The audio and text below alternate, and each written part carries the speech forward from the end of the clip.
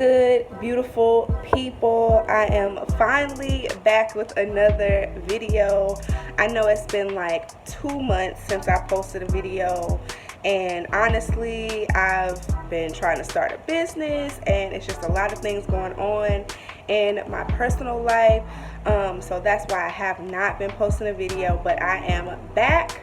And I am determined to still at least post one video every week. I'm gonna try. Okay. But I couldn't let Easter go without making a true origin of Easter video. I gave you Christmas, so I have to give you Easter. A lot of people ask, why is Easter on a different day every year? So I definitely talk about that, and I just want to give a disclaimer. I'm making these videos not because I'm saying, melanated people shouldn't be celebrating these holidays. I mean, you can celebrate whatever you like. I'm definitely a believer in celebrating whatever you like. As you can see in my videos, I had a Christmas tree. I definitely celebrate the holidays, but I celebrate them without the religious attachment. If you notice a theme in a lot of these videos, people were celebrating these holidays long before Christianity came into the mix. So I just wanted to let that be known that you are free to celebrate whatever you want as melanated people, or not.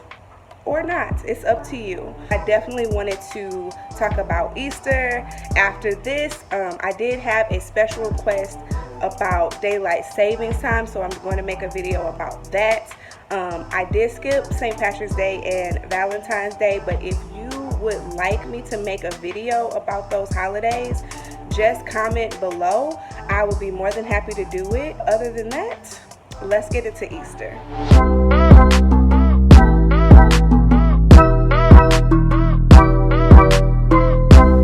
Ancient times, Easter has been associated with resurrection.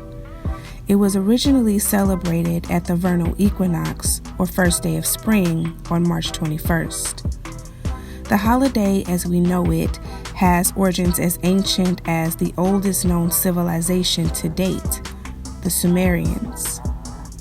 Cuneiform clay tablets dating back to 2100 BC describe an epic story called The Descent of Inanna, which is about the legend of Dumuzi, the god of fertility, and his wife Inanna, goddess of fertility, beauty, love, and sex.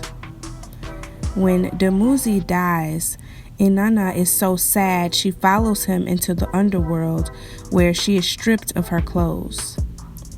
The legend states that she is naked and bowed low when she is judged, killed, and then hung on display. The earth lost its fertility after her death. Crops stopped growing and even animals stopped reproducing. After Inanna had been missing for 3 days, her assistant went to the gods for help.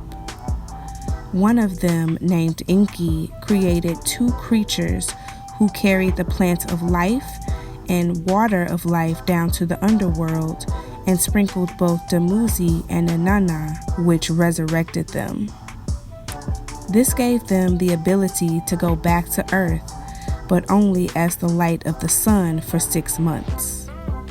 After the 6 months are over, Dumuzi has to go back to the underworld and remain there for the next 6 months. At that point, the cycle continues with Inanna pursuing him, which prompts the water god to rescue them both. This is how the Sumerians explain the cycles of winter, which represents death, and spring, which represents life. The story of Inanna and Dumuzi is just the first in several examples of gods dying and rising that represent the cycle of the seasons. For example, the resurrection of Egyptian god Horus, the Iranian god Mithra, who was worshipped at springtime, and the Greek god Dionysus, who was resurrected by his grandmother. Some of Inanna's counterparts in other cultures are Babylonian goddess Ishtar, Canaanite goddess Astarte, Greek goddess Aphrodite, Roman goddess Venus, and of course the Germanic goddess Estra, also known as Ostera and Ostra. All of them represented beauty, love, sex, war, and fertility. The spring equinox marked the day when light was equal to darkness.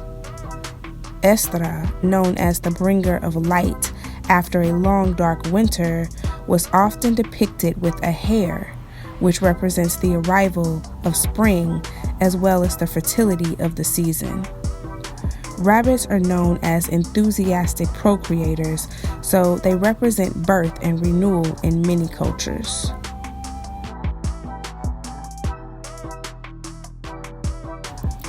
The idea of resurrection is deep-seated in the celebration of Easter. In the Christian religion, Easter represents the resurrection of Jesus Christ. In the New Testament of the Bible, he was said to have rose from the dead 3 days after he was crucified by the Romans in 30 AD. The holiday concludes the Passion of the Christ, which is a series of observances and holidays that begin with Lent. Lent is a 40-day period of fasting, prayer, and sacrifice that ends with Holy Week, which include Palm Sunday, which is a day that commemorates Jesus' entry into Jerusalem, Maundy Thursday, the celebration of Jesus' Last Supper with his 12 apostles, Good Friday, which Jesus' crucifixion is observed on, and Easter Sunday, the day of the resurrection. But how did Easter go from an ancient pagan celebration of spring, fertility, and rebirth to a Christian holiday celebrating Jesus' resurrection? If you've watched my video on the true origin of Christmas, I tell you that by the 4th century, Roman Emperor Constantine had converted Rome to Christianity. They wanted to end the pagan festivities and decided it was easier to change the meanings of holidays that were already being celebrated than it was to create new holidays. So they basically Christianized all of the pagan celebrations. Since Easter already represented death and rebirth, it was an easy fit for the resurrection. In my video, The Truth About New Year's Day, I explained that in 325 AD, Constantine convened a meeting of Christian leaders to resolve important disputes at the Council of Nicaea. This is where Christianity became uniform. Since the church believed that the resurrection took place on a Sunday, the council determined that Easter should always fall on the first Sunday after the first full moon after the spring equinox. There is proof that early Christians who were still heavily influenced by Judaism also celebrated the resurrection around this time, and it's probably because this also coincides with the start of Passover. Now, Passover is a week-long Jewish observance which begins the night of the Paschal moon, or first full moon of spring. To put it simply, they decided Easter will always be the first Sunday after the Paschal moon, and the Paschal moon is the first full moon of spring.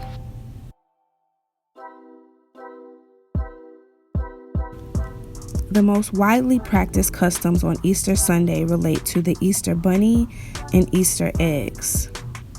As I said earlier, a hare was a symbol associated with Estra, representing the beginning of springtime. Likewise, the egg as a symbol of fertility and renewed life goes back to the ancient Egyptians and Persians who had the custom of coloring and eating eggs during their spring festivals. In ancient Egypt, an egg symbolized the sun, while for the Babylonians, the egg represented the goddess Ishtar. In Germanic mythology, it is said that the goddess Ostera healed a wounded bird she found in the woods by changing it into a hare. Still partially a bird, the hare showed its gratitude to the goddess by laying eggs as gifts. For Christians, the egg was made to symbolize the tomb in which the body of Jesus was placed, while cracking the egg represents Jesus' resurrection. In the Orthodox tradition, eggs are painted red to symbolize the blood Jesus shed on the cross. So where did the tradition of an egg-toting Easter bunny come from? Well, like many of our modern-day customs, the Germans. The first reference of the Easter bunny can be found in a German text dating back to 1572. It reads, "Do not worry if the Easter bunny escapes you. Should we miss his eggs, we will cook the nest." Eventually, the Easter bunny made its way to the United States via the arrival of German immigrants in the 1700s. And by the end of the 19th century, shops were selling rabbit-shaped candies, and children were being told the story of a rabbit that delivers baskets of eggs, chocolate, and other candies on Easter morning. Thanks so much for watching my video. I really appreciate it. I hope you enjoyed. Go ahead, like, share, comment, subscribe, click the notification bell so you can know when I upload a new video. And I will see you guys the next time. Peace.